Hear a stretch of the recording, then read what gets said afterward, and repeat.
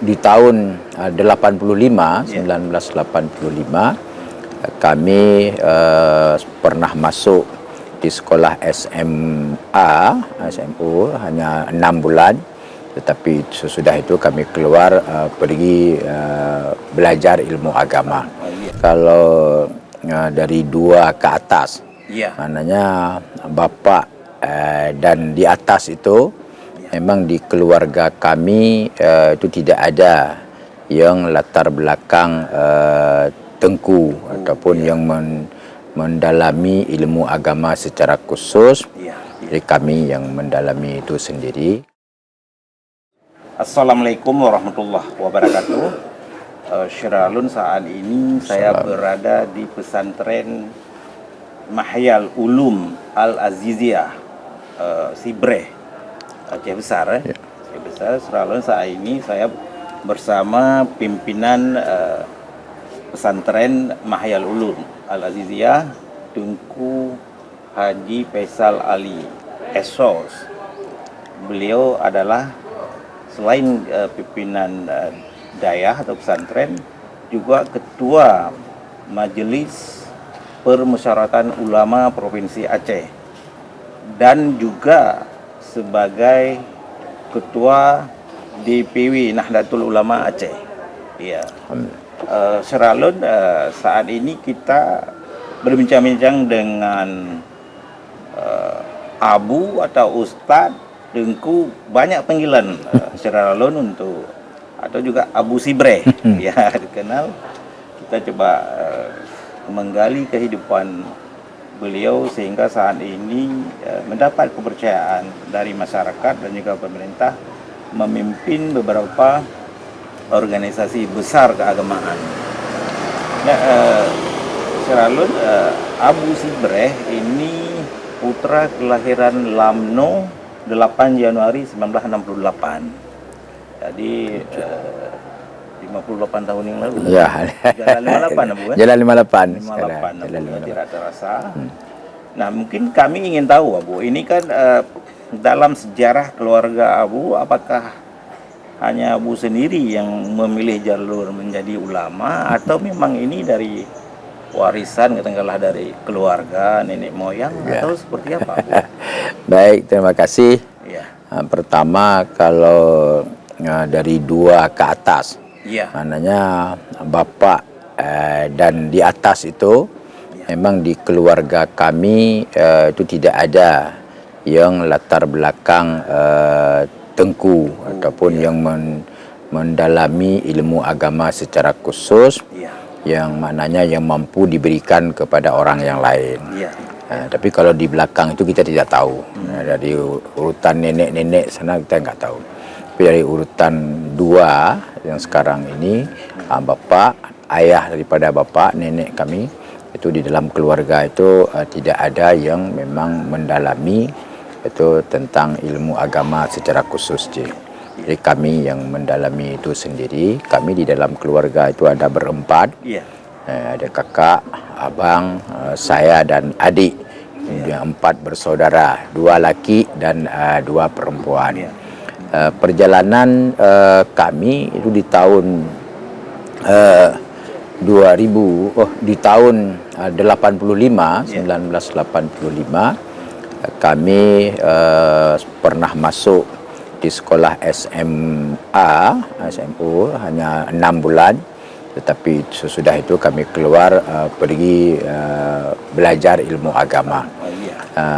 Tentu ini pasti ada sebab musababnya kenapa kita belajar, mungkin karena dipengaruhi oleh kedekatan tempat tinggal kami dengan pesantren Budi Lamno. Jadi antara rumah kami dengan pondok pesantren Budi Lamno itu tidak jauh. Bahkan kami keseharian tu waktu kecil-kecil bermain-main di dalam pondok pesantren. Mungkin itu salah satu yang memotivasi kami untuk melanjutkan pendidikannya ke pondok pesantren Samalanga. Di tahun 85 kami pergi ke Samalanga.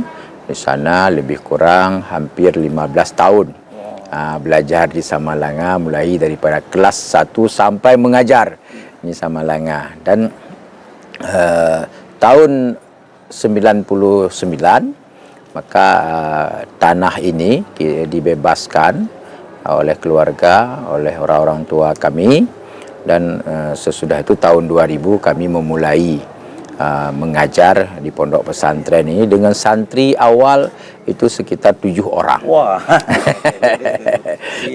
Dengan santri awal itu sekitar 7 orang. Laki.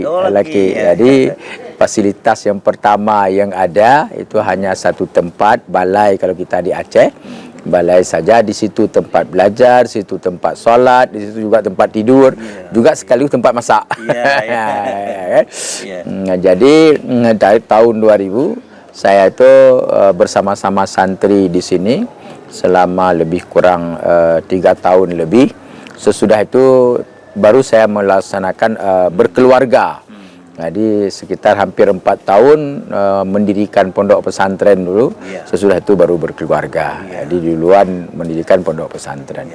Dan sampai dengan sekarang ini pondok pesantren ini, Yayasan Mahyal Ulum Al-Aziziyah itu alhamdulillah dalam waktu sekarang 26 tahun perjalanannya ini sudah kita membuka di sekolah menengah pertama Islam terintegrasi yaitu SMPIT. Yang kedua juga SMK Mahyal Ulum, itu juga sudah kita lakukan, kita dirikan. Yang ketiga sekolah tinggi ilmu syariah, dan yang yang tetap bertahan juga yaitu Dayah Salafiyah. Berarti pondok pesantren adik-adik santri yang hanya belajar agama full bagi mereka. Dan yang dalam perjalanan ini, perjalanan 26 tahun ini juga kami dalam 2 tahun ini mencoba mengembangkan yang namanya itu tempat pemberdayaan ekonomi pondok pesantren. Jadi sekitar 5 lembaga itulah sekarang ini di bawah Yayasan Mahyal Ulum Al-Aziziyah. Alhamdulillah baik siswa di tingkat SMP, di tingkat SMK, dan juga sekolah tinggi yang Salafiyah, juga pengembangan ekonomi. Alhamdulillah Allah berikan kemudahan dan Allah berikan peningkatan dari tahun ke tahun. Tentu ini merupakan syukur kami kepada Allah Subhanahu wa taala apa yang telah kami capai selama 26 tahun ini. Dan kami terus ingin agar sisa-sisa hidup ini itu untuk lebih mengembangkan hal-hal yang lebih bermanfaat bagi hamba Allah, tentunya bermanfaat bagi makhluk Allah tentunya. Kita tidak akan pernah berhenti, terus berusaha sekuat tenaga yang kita miliki agar lembaga pendidikan yang sudah ada ini agar terus berkembang, walaupun sekarang ini dengan penuh keterbatasan,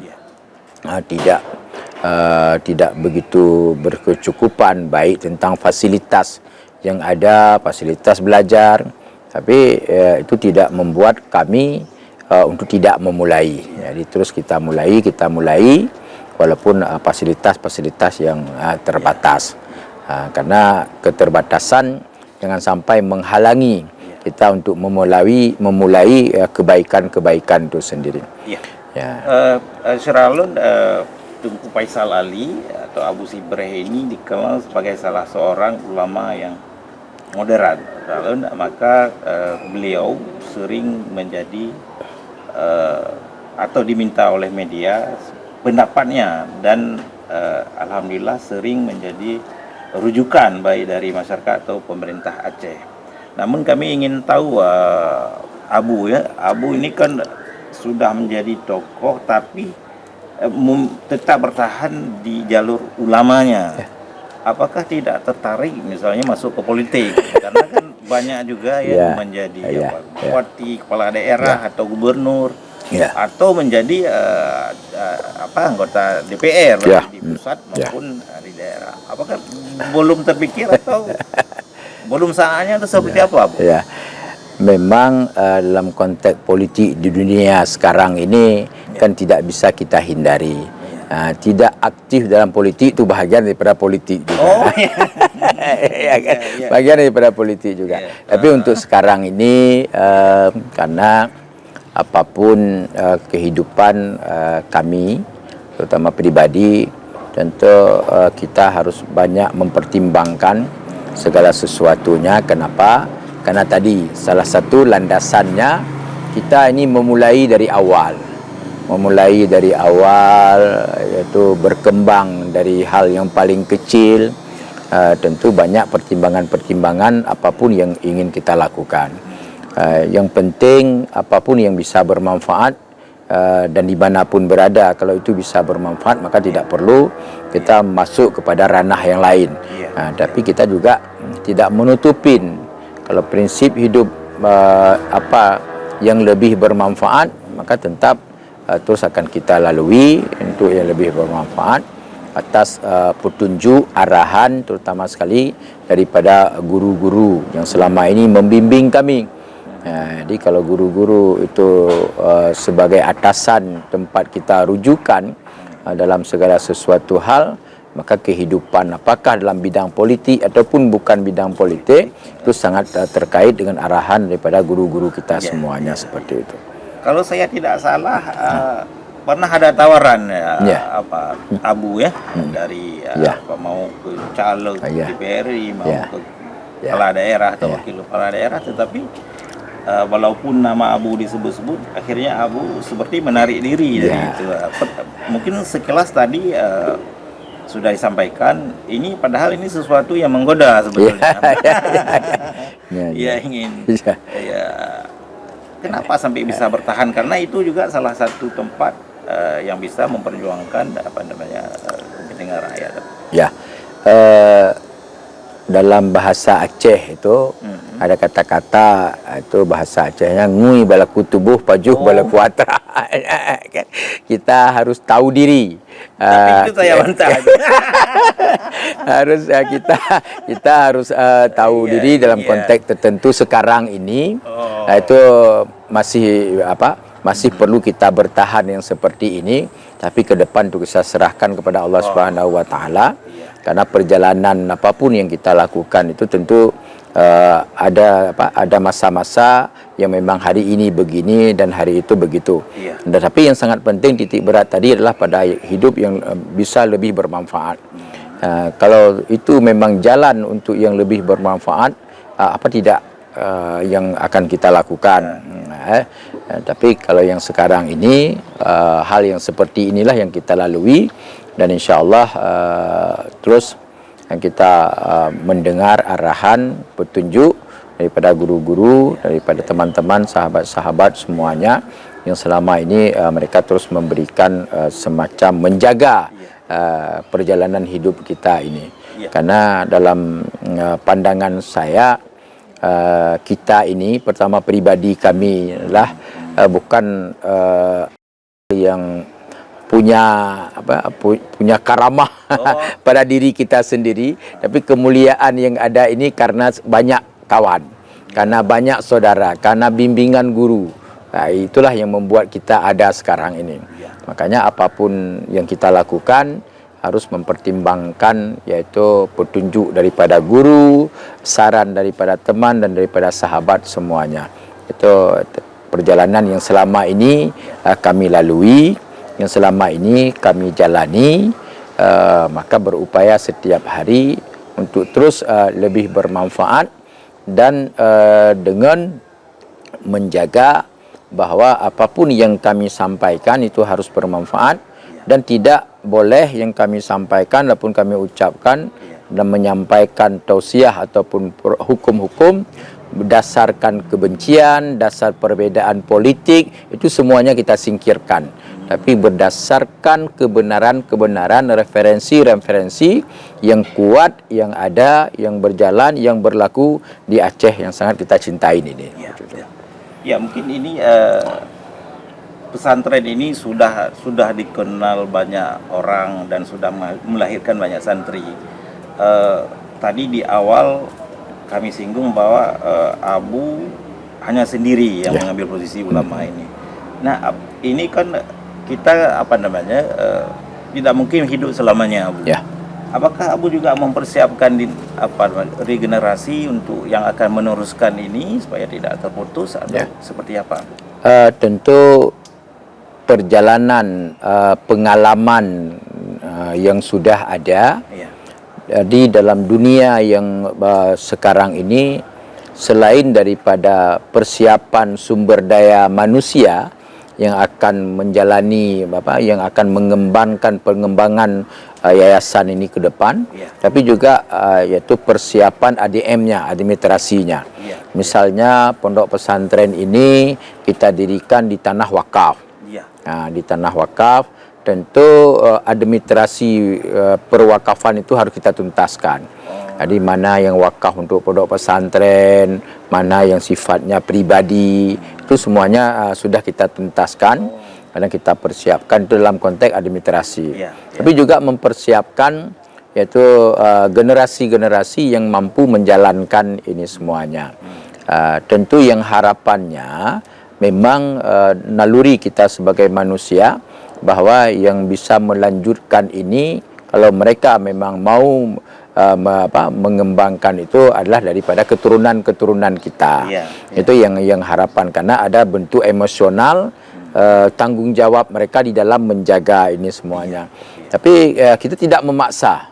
Kita tidak memaksa, tapi memberikan kebebasan kepada anak-anak kita, kepada saudara-saudara semuanya, agar mereka menjalankan sesuatu sesuai dengan kemauan mereka sendiri. Silakan. Makanya ada anak-anak kadang-kadang yang tidak punya naluri untuk mengikuti apa yang sedang dijalankan oleh orang tuanya, tapi nggak ada masalah. Karena yang penting mereka punya kebebasan. Kita sebagai orang tua hanya mengarahkan. Prinsipnya lembaga pendidikan ini harus tetap jalan walaupun kita ini sudah tidak ada lagi di bumi ini, di dunia ini, seperti itu. Baik, mungkin di ujung bincang-bincang kita sore ini, Abu, mungkin apa yang ingin Abu sampaikan untuk masyarakat dengan kondisi yang saat ini baik dunia sendiri atau gonjang-ganjing juga tingkat nasional dan juga Aceh sendiri. Pertama kepada masyarakat, khususnya kepada generasi muda, karena mereka lah yang akan mengembangkan tugas-tugas kehidupan di dunia ini, mengganti orang-orang sebagai khalifah itu, kan mereka yang muda-muda inilah yang akan. Apa yang kami harapkan dari anak-anak muda ini adalah yang pertama sekali, mereka kami minta untuk terus mendalami, memperbanyak ilmu. Carilah ilmu sekuat tenaga, carilah ilmu sebanyak-banyaknya, jangan padai dengan hanya level-level tertentu, tapi dalamilah ilmu pengetahuan dengan sebanyak-banyaknya. Karena ilmu pengetahuanlah yang akan mewarnai kehidupan mereka, dan juga ilmu pengetahuan yang akan bermanfaat dalam kehidupan mereka dan kehidupan yang lain-lainnya. Jadi jangan banyak habiskan waktu pada hal-hal yang tidak bermanfaat. Kita yang orang tua hanya mampu membimbing, mengarahkan, tapi yang penting semangat mereka untuk belajar itu yang harus kuat. Sekarang bagi anak-anak kita, singkirkan dulu memikirkan tentang bagaimana mencari uang. Tapi optimalkan dulu cara untuk mencari ilmu. Karena itu ilmu akan mudah kita dapatkan uang, tapi uang tidak mudah kita dapatkan ilmu. Jadi prinsip yang paling utama itu adalah ilmu. Kita bisa membaca bagaimana misalnya negara-negara yang dulu pada waktu Perang Dunia Kedua itu hancur yang begitu besar, tetapi karena pemimpinnya mendorong masyarakatnya untuk memperbanyak ilmu, dalam ilmu akhirnya mereka menjadi pemenang di bangkit di sekarang ini. Dan inilah yang kita harapkan terutama sekali kepada masyarakat Aceh yang Muslim. Silakan terbang ke mana-mana, tetapi perkuatkan basic keagamaan itu. Sekurang-kurangnya mereka lepas daripada tanggung jawab yang dibebankan oleh Allah kepada kita, kepada umat Islam, yaitu yang diistilahkan dengan fardu ain. Jadi ada ilmu fardu ain tentang masalah ideologi, masalah akidah, Ada ilmu fardhu ain tentang tata cara kita beribadah, berubudiyah dan bermuamalah dengan manusia ini. Ada ilmu fardhu ain yang terkait dengan itu kesucian hati kita. Jadi 3 ini itu paling dasar bagi umat Islam, bagi anak-anak muda kita. Sesudah itu tuntas, silakan terbang kemana-mana untuk mencari ilmu pengetahuan, bekal bagi hidup di masa akan datang, bekal bagi mengembangkan dunia ini untuk lebih sejahtera dan lebih baik. Iya, luar biasa Sralun. Terima kasih Abu atas kesempatannya berbincang-bincang dengan kami. Mudah-mudahan apa yang disampaikan ini bermanfaat bagi masyarakat umat tentunya. Sralun, demikian wawancara kami dengan Tengku Haji Faisal Ali, Ketua Majelis Permusyawaratan Ulama Aceh. Saya akhiri, billahi taufiq wal hidayah. Wassalamualaikum warahmatullahi wabarakatuh. Download Tribun X sekarang, menghadirkan lokal menjadi Indonesia.